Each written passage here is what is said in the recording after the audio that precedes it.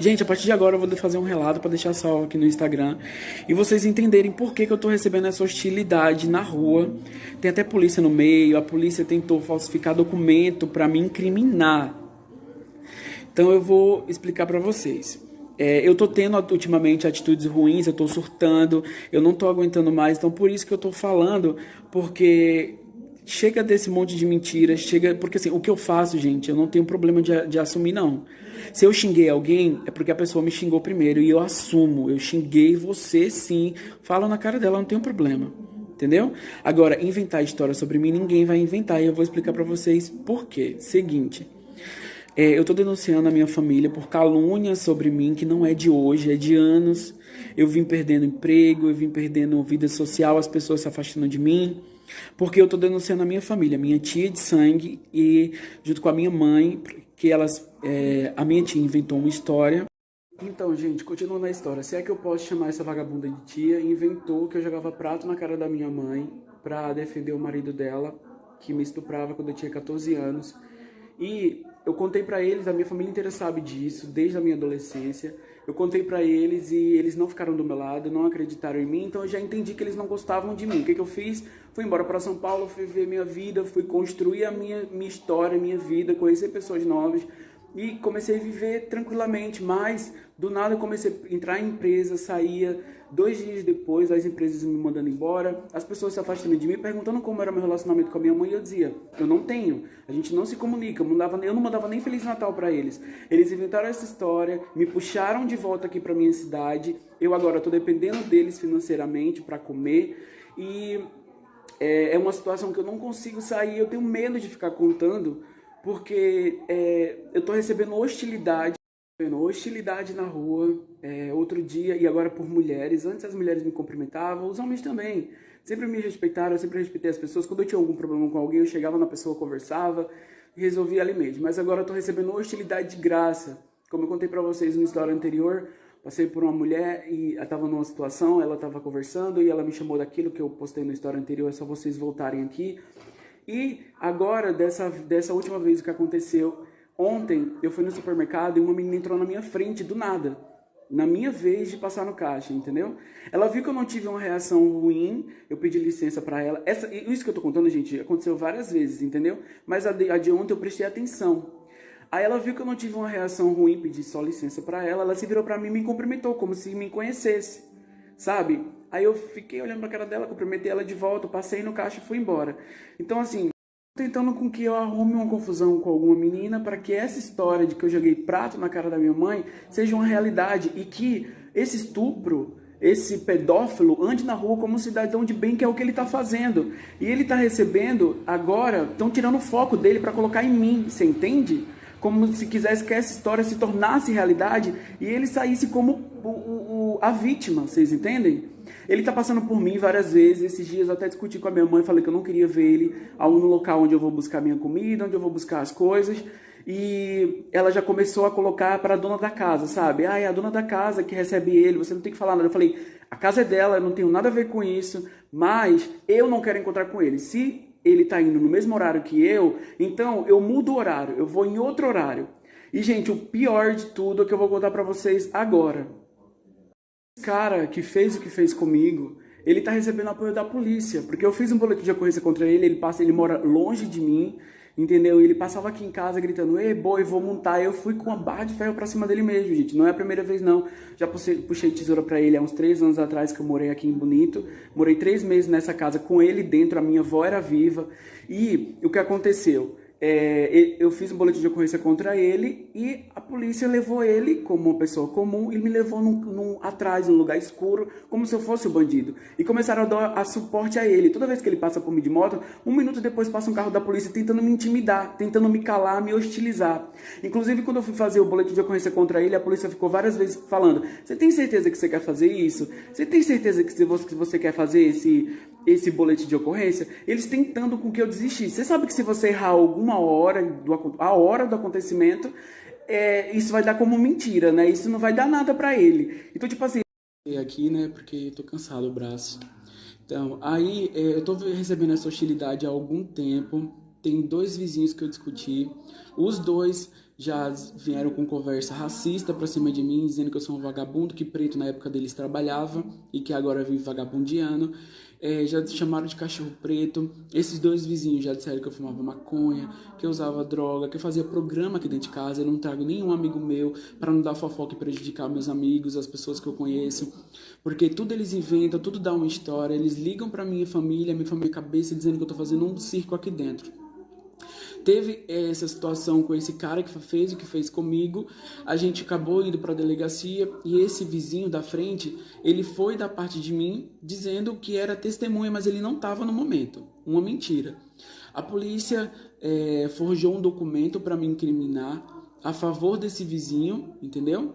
Dizendo ele simplesmente tá me processando, esse vizinho, né, que a gente brigou fisicamente, ele me bateu com a mochila, eu tava com um copo e uma tapoé, bati nele de volta. E ele tá e esse outro vizinho veio com a família dele me bater, entendeu? Então veio 4 pessoas da família dele, a gente acabou brigando, tudo, e chamou polícia, tudo. Eu tenho vídeos contra essas pessoas, gente. Eu tenho um vídeo deles me perseguindo, me xingando, me ameaçando, sendo racista, me observando da casa deles, me fazendo gesto obsceno pra mim. Eu tenho vídeos contra essas pessoas. E a polícia favoreceu um documento contra mim. E eu vou postar pra vocês no final. Então a própria polícia tá tentando me prejudicar, tirando o foco das pessoas que me fizeram mal, que é a minha própria família, pra colocar em mim, pra eu sair como agressor, que arruma confusão. E quem me conhece sabe, eu sou uma pessoa que saio na rua, cumprimento todo mundo, respeito todo mundo.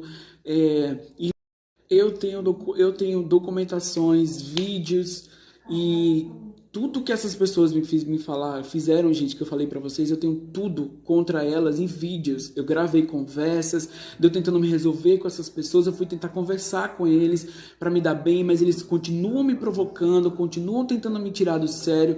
Então, assim, a polícia, além de ficar do lado deles, tentou forjar um documento para me incriminar. Eu, por estar denunciando a minha família, aí leva o nome de psicopata, estão me chamando de psicopata, estão querendo me desenhar como uma pessoa ruim, porque o objetivo deles não é menos que me matar. Não vejo outro objetivo que não seja esse. Porque, assim, inventar uma história dessa sobre mim, minha própria família, e eu vou contar pra vocês o que eles já fizeram aqui dentro de casa, porque ninguém vai sair como um santo nessa história e vai me desenhar como bandido, como psicopata, sem eu ser. Eu vou contar tudo pra vocês a partir do próximo Stories. Então, gente, continuando, essa minha tia que inventou essa história sobre mim, que acabou com a minha vida financeira, acabou com minhas oportunidades, ela inventou essa história sobre mim que eu jogava prata na cara da minha mãe para tirar o foco do marido dela, como eu falei pra vocês. E ela já inventou a história não só sobre mim, como várias pessoas da família também. Ela já proibiu uma prima minha de entrar aqui em casa porque dizia que ela fumava maconha, que era péssima influência para os filhos. Ela usou da minha madrinha de batismo, que é madrinha Marluce, com a esposa dela, Nice. Ela odeia a madrinha Marluce e Nice, odeia ir no bairro que elas moram. Fala que ela é péssimo exemplo para os filhos dela, nunca quis madrinha Marluce aqui dentro de casa. Sempre disse que madrinha Marluce gostava de homem, que vive na cachorrada com Nice, que o relacionamento das duas é uma cachorrada, é isso que sai da boca dessa minha tia, e ela usou madrinha Marluce para contar essa história sobre mim. Ela saiu do bairro dela para ir no bairro da minha madrinha e contar essas mentiras sobre mim. Também esse mesmo cara que fez o que fez comigo, que é o marido dela, morou aqui na minha casa por muito tempo. A família do marido dela não suportava ela, era briga todo dia. Minha avó acolheu eles, porque meu avô nunca quis nenhum filho homem morando aqui dentro de casa dele. Ele sempre foi o único homem que gritava aqui dentro de casa, era a voz dele. Depois que meu avô morreu, elas colocaram ele dentro de casa, esse marido dela, e foi o tempo que eu morei com eles aqui, com ela, com essa minha tia e com esse marido dela. Esse marido dela, quando bebe, ele vira uma cachorra. Não, ele já é assim, né? A cachaça só piora um pouco o que ele é. Então ele saía para beber, a minha tia ficava louca, perturbada, ficava agoniada aqui dentro de casa, a pressão dela ia lá em cima, da minha avó ia junto. E o que acontece? Minha avó passava mal também, ficava com a pressão nos ares. Ela pegava, entupia minha avó de remédio de pressão, deixava minha avó dopada dentro de casa. Quando minha avó estava soluçando, enguiando, querendo vomitar, ela levava minha avó escondida para o hospital. Ele chegava em casa bêbado, ele queria bater na minha tia, bater em todo mundo em casa, e isso virava um circo. A minha avó passava mal, e minha mãe e minha tia entupia minha avó de remédio de pressão, ela ficava dopada, engoiando, e só levava ela para o hospital de madrugada para nenhum vizinho ver o que ele fazia aqui dentro de casa. Então elas levavam ela de madrugada para o hospital quando a minha avó já não estava aguentando mais. Além de sugar o dinheiro dela e a alma dela aqui dentro de casa, aquele monte de gente nunca saíram de casa, nunca pensaram em alugar uma casa, sabendo que o marido dela é quem é quando bebe. Então nunca saíram daquele dentro de casa. Eu morei aqui durante 3 meses com ele juntos. E ele deu um tapa ele chegou bêbado e deu um tapa na minha bunda. E eu fui com a tesoura pra cima dele pra furar ele de verdade. Minha avó passou mal, minha família me expulsou de casa, eu voltei pra São Paulo e ele continuou morando aqui e fazendo a minha avó passar mal quase todo fim de semana. Que era assim que ele fazia. Ele pegava o dinheiro dele pra ir beber. Minha tia e minha mãe suscitavam ele com o dinheiro da minha avó. Suscitavam um estuprador, um pedófilo aqui dentro de casa. Eu não discuti com ninguém. Vi que a minha avó estava muito mal, passando mal. E eu não queria ser culpado pela morte da minha avó, porque ela tinha um problema muito sério de coração, de pressão, então ela passou mal porque eu puxei uma tesoura para ele. Eu fui embora sem discutir com ninguém, ele continuou aqui dentro de casa, mas ele continuou fazendo tudo o que ele sempre fez, fazer minha avó passar mal, e nenhuma das filhas dela tirou ele daqui e mandou ele alugar uma casa. Ele sempre morou aqui e vivia sugando a alma, a vida, a dignidade e o dinheiro da minha avó. Ela sustentando o estuprador do próprio filho e do próprio sobrinho aqui dentro de casa com o dinheiro da minha avó. E, gente, não parou por aí. Essa minha tia, com a minha mãe junto, já inventou a história da minha tia que morreu, dizendo que a minha tia roubou minha avó. Elas disseram, espalharam para a cidade inteira, dizendo que a minha tia roubou minha avó, sendo que eu tenho certeza que quem roubou foram elas, pegaram um empréstimo, botaram na casa que elas estão morando hoje e disseram que foi minha tia que morreu. Então, como eu falei, só frisando, quando eu contei para eles com 18 anos, eu sofri isso com 14 até os 15. Quando eu cheguei em São Paulo com 16, eu contei para minha mãe. Minha mãe não ficou do meu lado, disse que eu era um psicopata, que eu era doido, que eu era isso, que eu era aquilo, que eu era maluco, que eu botava pano na cabeça, que eu era doido desde criança, e não acreditou em mim. Então, elas não ficaram do meu lado. A minha tia, além de não ficar do meu lado, saiu inventando essa história de mim por trás, sem eu saber. E isso começou a me prejudicar, eu perdi tudo que eu tinha, meus amigos, meu emprego. Eu vivia longe delas, eu não tocava no nome delas, eu não tocava no assunto. Eu contei para elas, elas ficaram contra mim, eu fui embora. Eu entendi que elas não gostavam de mim, mas agora elas continuam, agora que elas veem que eu tô dependendo delas, elas sabem que eu não tenho como sair dessa situação. Eu tô preso nessa situação porque eu não consigo arrumar nada, eu não consigo ter segurança mais em nada, eu não consigo mais para vocês verem do que elas duas são capazes de fazer. E com certeza elas fizeram com a minha avó, fizeram com a minha tia, agora estão fazendo comigo. Principalmente porque eu tenho motivo para denunciar elas, e principalmente esse maldito desse cara, que é o marido dela. E elas não engolem essa história, elas querem me ver morto, é isso que elas querem.